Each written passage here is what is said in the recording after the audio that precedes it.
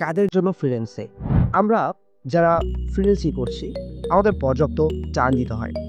Time দেওয়া ছাড়া আপনি ফ্রিল্যান্সিং করতে পারবেন না। অধিকাংশ লোকরা ফ্রিল্যান্সিং করছে শর্টকাট পথ বেছে গিয়ে। লোক আপনাকে পর্যাপ্ত টাইম নিয়ে কাজ করতে হবে। ইভেন আপনার কাছে পর্যাপ্ত টাইম থাকতেও হবে। আসলে কোন পেশা লোকরা চাইলে এই সেক্টরে কাজ করতে পারে এবং খুব তাড়াতাড়ি সফলতা অর্জন করতে পারে। এক নম্বর হলো যারা শিক্ষক, তাদের মোটামুটি একটা টাইম থাকে।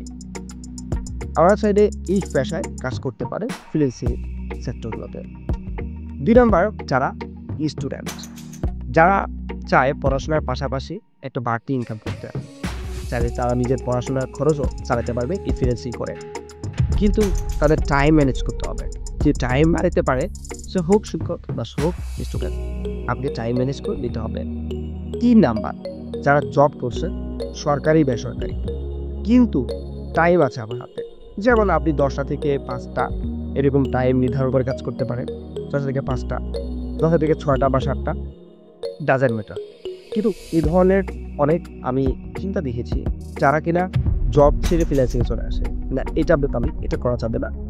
আপনাকে জব কন্টিনিউয়াসলি করতে হবে। সাথে আপনি যখন ভালো একটা অ্যাচিভ করতে পারবেন তখন আপনি জবটা লিভ নিতে পারেন। কিন্তু জব ছেড়ে আপনি ফ্রিল্যান্সিং চলে আসবেন, এই ভুলটা করা যাবে না। আপনি হোক বেসরকারি জব করেন বা সরকারি জব করেন। ৪ নাম্বার যারা গৃহিণী আছে, বাসায় কাজ করছে, তাদের জন্য ফ্রিল্যান্সিং। আপনি বাসার কাজের পাশাপাশি আপনি এই সেক্টরে অল্প অল্প করে টাইম দিয়ে নিজেকে গুছিয়ে করতে পারবেন। আপনি খুব সহজেই ভালো কাজও করতে পারবেন। তাই আমি মনে করি যারা এই ধরনের পেশায় আছে তারা জলদি ফ্রিল্যান্সিং করতে চলে আসুন।